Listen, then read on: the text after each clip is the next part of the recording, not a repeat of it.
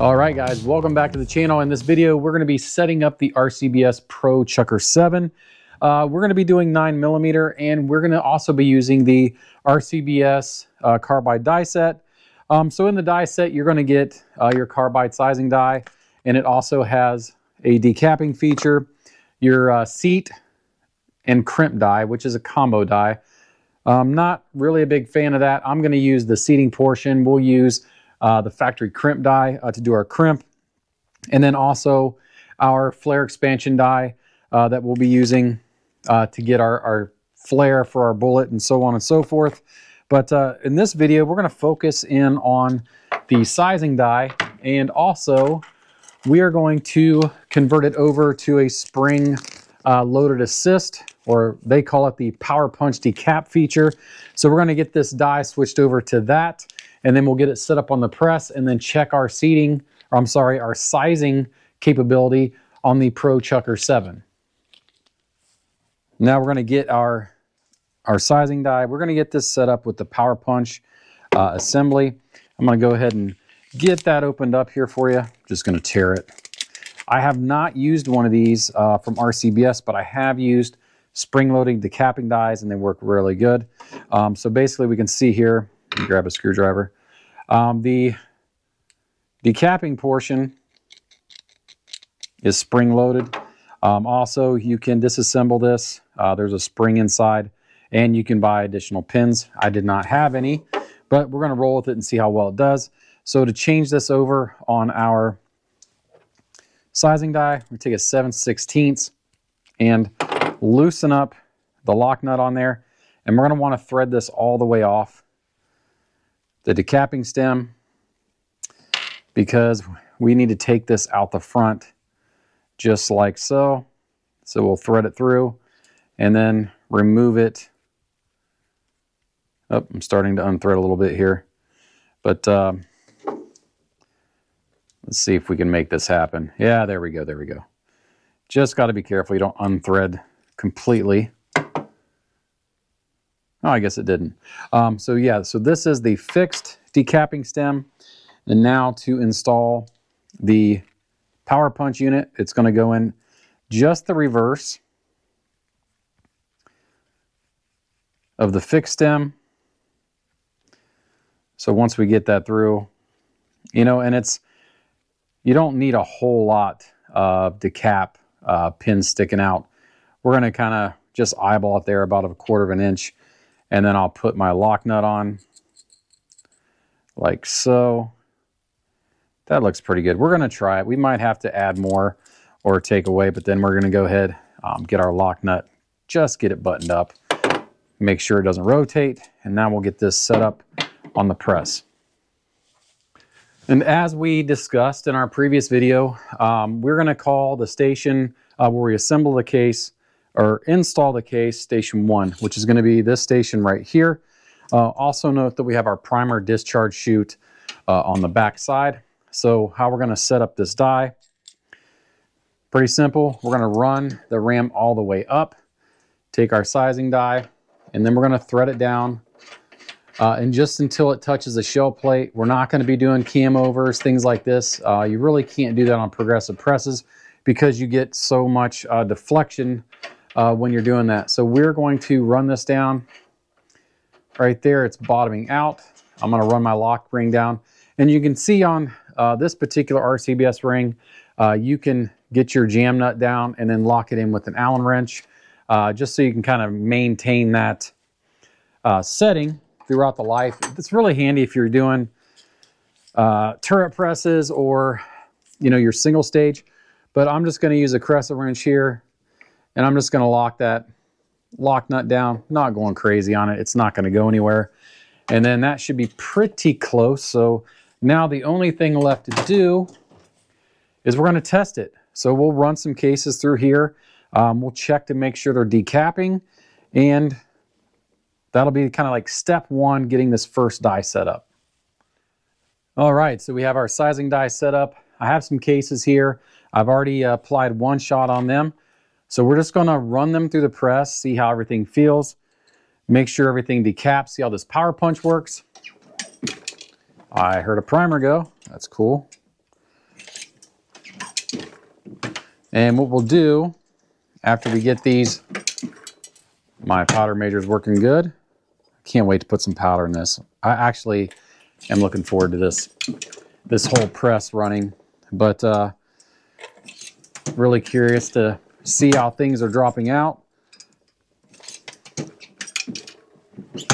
And then we'll check all these with our case gauge just to make sure that they're sizing correctly.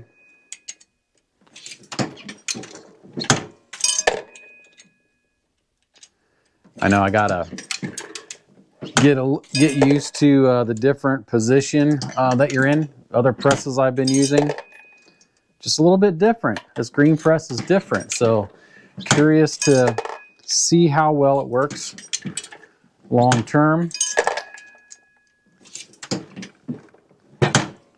All right, so we're all sized up. We'll rotate everything around.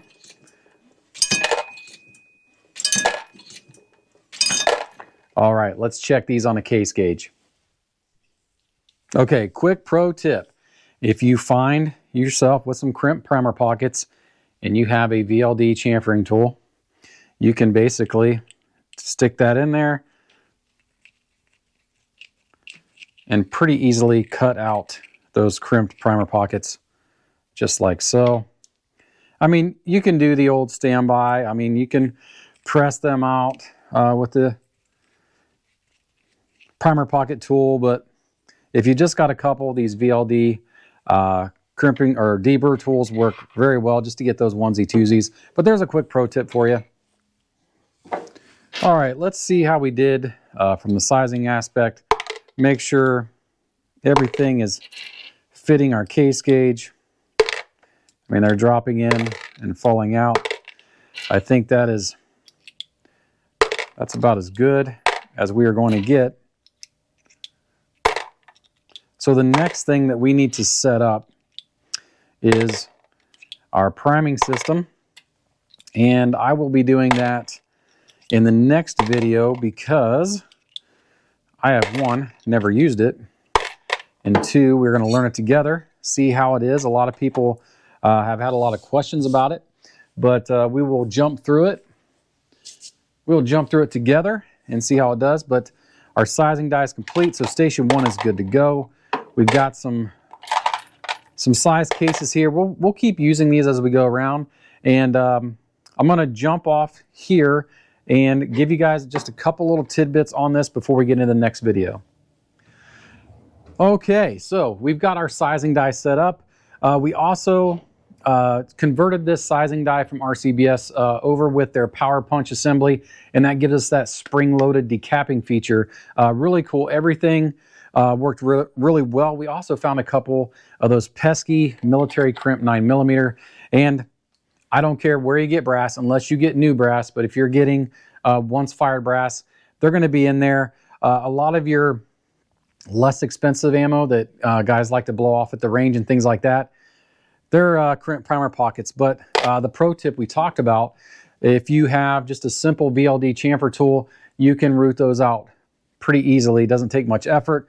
If you've got a bunch of them, I've even done this on 223, chucked one of these up in a drill and just sat there and got them all, got all the crimps out, or you can press them out, whatever you want to do, or don't use them, but it's a shame not to. But anyways, one thing I want to talk about too is we did check everything on our sizing or on our case gauge. Everything looked good. And just to kind of give you guys an idea what the next couple videos are going to look like, in these progressive reloading series, I like to do everything step by step, die by die. Sometimes guys only are concerned about one particular die, so I like that aspect of it. And then also it cuts down on the time of the video. To go through this whole in detail, you know, 5 dies, 6 dies, whatever, would be quite a lengthy video. So to kind of cut down on time, I like doing it in a series like this. So in the next video, we will be setting up the primer insertion, which I've got a lot of questions on that already concerning this press. I haven't put a primer in yet. From what I see, the slide mechanism, everything looks pretty good. The plastic slide bar, I don't know about yet. We're going to have to run this and really put it through its paces. But, you know, as far as the primer magazine, everything like that, looks oddly familiar to what I'm accustomed to on some other presses. So I know that piece of it's not going to be an issue. Just the slide mechanism, we'll see how it does.